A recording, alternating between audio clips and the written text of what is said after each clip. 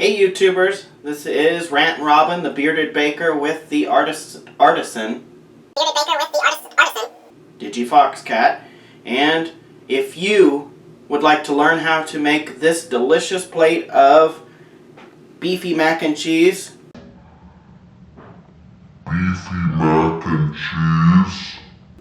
with a side of peas, although the main part's this, then stay tuned. Hi, this is the bearded baker. And I've grown a growth on myself. Oh, I thought I was the artist. Artisan? Yeah. I don't know, something like that. Alright, well, we're here to cook you food, and as you saw in the intro, we're going to show you how. So the first step is that we start with a box of Kraft macaroni and cheese. And we're going to open the oh-so-easy box to open. These things never work.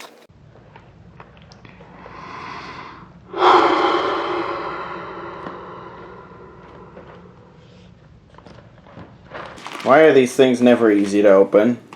I never remember them being easy to open as a kid. Okay, so we're just going to tear the box open. Yep. And look, it's open. We start with this the same way that you would normally prepare it. Classic prep recipe. Yep. And we just do the usual recipe on the side of the box for starters, and then we'll modify it as we get to the end and show you some of the other ingredients. Okay, so on our new Tefal set, we have measurement lines on here. And according to the recipe, we should fill it up to 6 cups. Now, I'll admit that up until now we've kind of just approximated it, but okay, let's do it. Alright, this is the most vital important step of cooking for potatoes or pasta. Don't forget to salt your water. Don't forget to salt your water. Don't forget to salt your water. So just kind of dash some salt in the water. Otherwise you get flat tasting noodles. Yeah, who wants blind noodles? Or they stick together. The salt helps with the sticking together too. Alright, and I will be starting on the meat, the hamburger here, which we have a small piece which will be broken up. And for our spices for seasoning this, we're going to work with a little bit of salt. Salt and pepper to taste. Yep, which usually just does a couple sprinkles for us. Not a whole bunch. The other seasonings we put in are falling all over the place. Are a little bit of onion powder. Garlic. A little bit of garlic powder.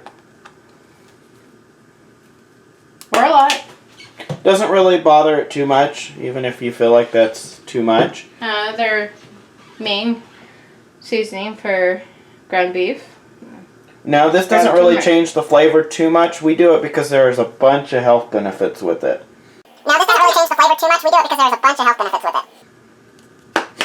Unless for this dish, we're going to actually put some paprika in. This just gives it a little kick. If your paprika is still potent. And then we're just going to cook this till it's done and kind of scramble the meat a little bit. Because we have Tefal pans, we're going to be using plastic spoons so they don't scratch the inside of the pan. That is one thing to note. Do not use metal cutlery on your Tefal pans or non-stick pans, as they will scratch the coating over time. Alright, so we've got our salted water going, and we put the lid on it so it can help insulate the heat and bring it to boil faster. Yep. Alright, so I'm going to smush this up just to help kind of mix all the spices in. Gotta be careful because Bobby Flay and those ones they hate when you press on the meat. Does help a little bit, just don't overdo it. It's not the greatest idea to be overdone. No, what we're doing is called scrambling or grounding and breaking up the meat.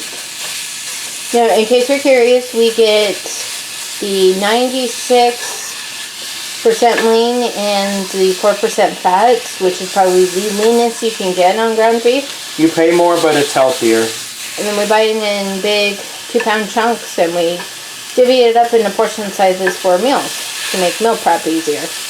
Yep. And we freeze the others. This is probably on a medium-high heat for your burner. Same goes for our pastas. We're trying to get it to heat up to boil. Alright, here is the cooked meat. A little bit more well done than we usually do, but still fine. It doesn't need to be quite this well done to be good. It's just, it is hard to break it up with the bigger silverware or the bigger spoons, such as that one inside the pan, because we want to kind of scramble the meat, so if you get it into even smaller pieces, that would be great. Alright. Our boiling has started. Our boiling has started. We're gonna take the lid off so we can get ready to put the noodles in. And if you've got a lid like ours, you can set it aside and that's your drainage system. As you can see, we've got holes on both sides. Yep.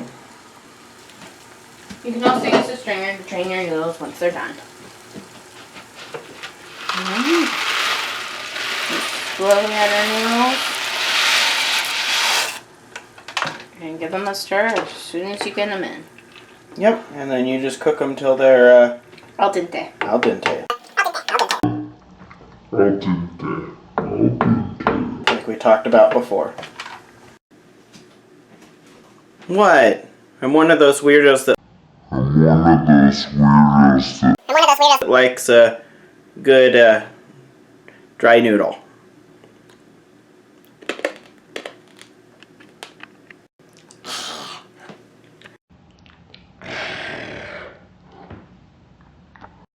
Honey, it's noodle testing time. I'm a-coming!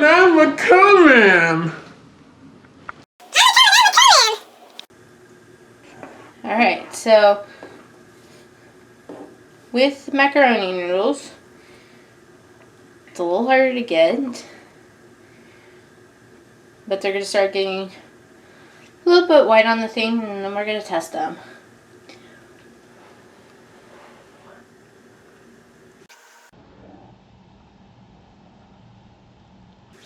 If we can get just one noodle. We are done. We are done. Okay. Want to make sure you drain your noodles, like we said earlier. It just pours out through the side of the lid. Get as much water out as you can. Yep. You do not want the noodles to be wet more than they're already going to be.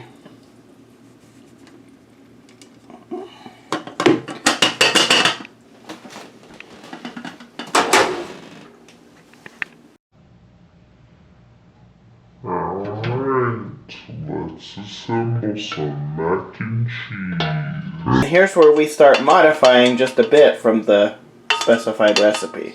So get any noodles that are left in your lid off. Waste not, want not. There's our flavorless noodles, except for salt, of course.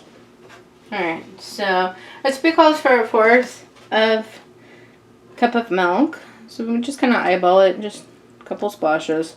1/4 isn't all that big. No, you just basically want to know that it's kind of coating the whole bottom. And then we use the country crock with calcium, margarine, or shed spread, or whatever you want to call it. Yep. And we just take your spoon and scoop some butter. Not a big bunch, just a small amount. It's just a thickener mostly for the sauce. Tap, tap, tap. And just place your spoon in. Alright. And cheese sauce, of course. Get all the powder to the edge. Artificial cheese flavoring. And open it up. And just dump it in. Now, here's where our modifications come. For this dish, we're going to add some garlic salt to it for flavoring.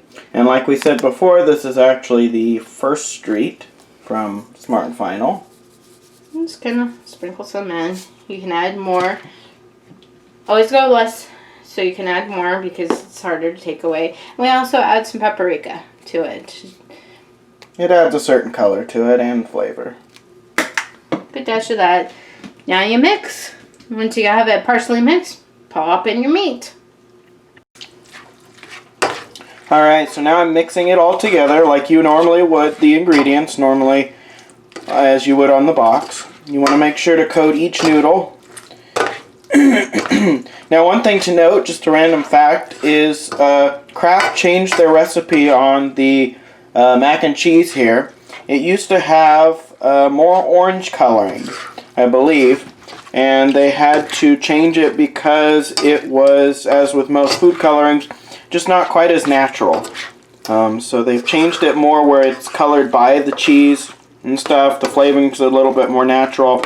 And as you can tell, it does not have that stark orange color that it used to have, say, back in the early 2000s or the 90s. So it is a little harder at times to tell whether you've coated all the noodles. Alright, we are pretty much mixed to the point that we're going to now add our meat. And it should just slide out all over the place. We just lost one piece. A microscopic piece, to be honest. And you just kind of mix it up. You can kind of cut up the meat a little bit more if you're noticing big slices that seem just a little too big, because really the goal here is to have smaller slices. And this dish can be modified. You can use ground turkey, ground pork. You can cut up chicken and put it in. You can put bacon in if you want. Yeah. And it would be basically the same set of spices. And then the chicken, though, you probably just salt and pepper before you cook it. Salt, pepper, and a little garlic. Yep. You can not, but you can do any modification you want. Yep. Have fun. Of course, within reason. You don't want to end up on worse cooks because of what you learned here. And to make it a complete meal, just add your favorite canned vegetable, pop it in the microwave or whatever, or frozen vegetable if you have some in your freezer. Or just say, oh, forget this, and just have it as a starch. You could do that too. Hey YouTubers, we just finished plating. As you can see, we've got our side of peas. I'm not going to worry about tasting those because it just depends on what can of peas you have. But I'm going to go ahead and taste this. I want to get a nice bite of the beef and the mac and cheese. And